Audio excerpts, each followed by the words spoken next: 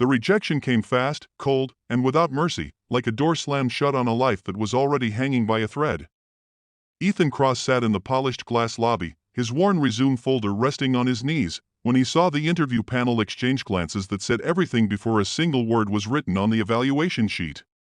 In that moment, he felt the weight of every early morning, every sleepless night, every sacrifice he had made as a single father pressed down on his chest. He did not yet know that within minutes, the same room that quietly dismissed him would witness something that would change all of their lives forever. Before this story continues, if you believe in kindness, second chances, and the power of unseen potential, please like this video, comment your thoughts, share it with someone who needs hope today, and subscribe to the channel Kindness Journal. Your support helps stories like this reach hearts that need them. Ethan had arrived at the towering headquarters just after sunrise, the city glowing softly under a clear daytime sky. He had worn his only suit, carefully ironed the night before while his 6-year-old son slept on the couch beside him. The jacket was a little tight, the shoes scuffed despite his best efforts, but he had walked in with his head held high. For months, he had prepared for this interview, memorizing technical frameworks during lunch breaks, practicing case studies late at night, and fighting exhaustion with determination alone. This job was not about ambition or status, it was about survival. Rent was overdue, school fees loomed, and his son's smile was the fragile light guiding him forward. The interview itself had started well. Ethan spoke calmly about his experience as a systems analyst, his years of solving infrastructure failures for mid-sized firms, and his ability to work under pressure. But as the questions shifted from skills to availability, something in the room changed. The panel's expressions tightened when Ethan mentioned he was a single father. Their pens paused. Their smiles faded. Concerns about flexibility, long hours, and travel were never said out loud, but they hung heavily in the air. By the time he finished, he already sensed the verdict. He thanked them politely and stood to leave, his heart steady but heavy. Rejection had become familiar territory. What he did not expect was the sudden commotion that rippled through the room just as he reached the glass doors. A low murmur grew into tense whispers. Screens flickered. Tablets froze. A sharp silence followed, the kind that signals something serious has gone wrong. Ethan turned instinctively, his eyes catching the CEO's pale expression reflected in the glass walls. The company, a global logistics giant, was hosting a critical investor demo that very morning. Their flagship system, responsible for coordinating real-time supply chains across continents, had just crashed. Engineers scrambled, managers panicked, and the CEO, Margaret Hale, stood frozen as millions of dollars and years of reputation teetered on the edge. The problem was massive, complex, and unfolding by the second Ethan hesitated. He was already dismissed. He had no badge, no authority, no reason to stay. But he recognized the error patterns flashing on the screens. He had seen something similar years ago while consulting for a shipping firm on the brink of collapse. His mind raced, connecting dots faster than fear could stop him. Without thinking of pride or rejection, he stepped forward and quietly pointed to a cluster of failing nodes on the main display. What followed was not dramatic shouting or heroic gestures. It was focused, precise, and calm. Ethan explained that the issue was not a total system failure but a cascading loop triggered by a corrupted update. He outlined a workaround that isolated the loop, rerouted critical operations, and stabilized the system long enough for a permanent fix. His voice was steady, his hands sure, his eyes locked on the data. The room listened. Within minutes, the system stabilized. Alerts faded. The red warnings turned yellow, then green. A wave of stunned silence swept through the room as operations resumed. The investor demo, once doomed, was back on track. Margaret Hale stared at Ethan, disbelief slowly giving way to awe.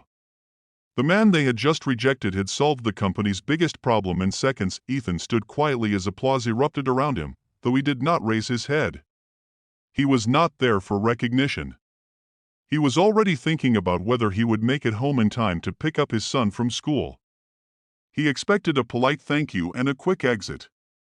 Instead, Margaret stepped forward, her expression no longer guarded but deeply human. She saw not just a brilliant analyst, but a tired father who carried responsibility like armor.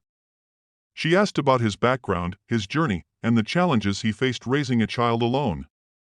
Ethan spoke honestly, without self-pity. He spoke of mornings packed with lunches before dawn, of working nights to afford school supplies, of teaching his son resilience through example rather than words. That afternoon, sunlight poured through the glass walls as contracts were rewritten and schedules cleared.